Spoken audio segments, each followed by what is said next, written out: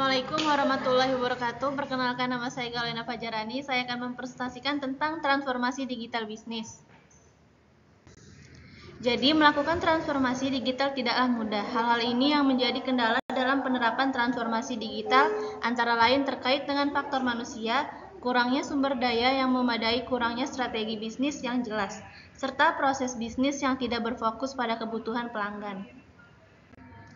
Transformasi digital merupakan sebuah pergeseran yang struktur secara bertahap, menyeluruh, dan tidak dapat dikembalikan ke bentuk semula atau irreversible.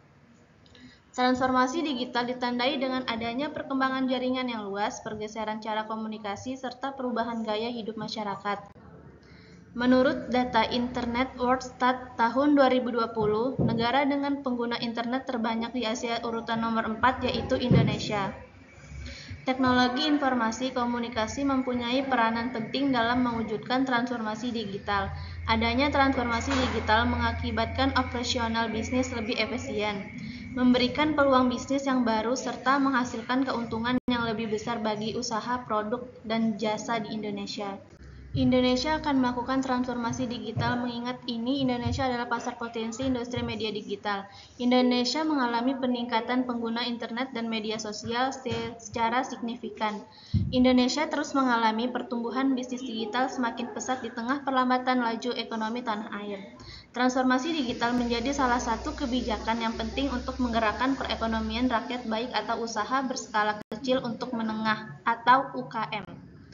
Jadi, potensi industri transformasi bisnis digital di Indonesia tidak dapat diabaikan. Dari data analisis Ersnet dan Young tahun 2020, transformasi digital telah memberikan pertumbuhan nilai penjualan bisnis online di tanah air setiap tahun meningkat 40%.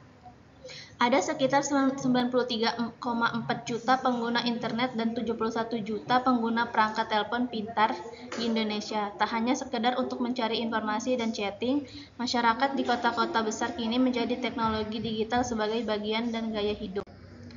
Pergeseran dunia bisnis di era revolusi industri 4.0 tidak bisa lepas dari dunia teknologi.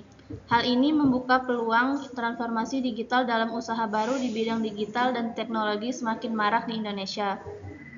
Transformasi digital perlu adanya sinergi atau melakukan kerjasama untuk universitas, lembaga, riset, usaha swasta, profesional, dan masyarakat. Sinergi sangat diperlukan untuk pendukungan dalam kegiatan transformasi digital Indonesia. Salah satu program pemerintahan RI adalah melakukan palaparing atau jaringan seret optik nasional dan peluncuran satelit untuk memenuhi kebutuhan internet cepat di seluruh daerah di Indonesia.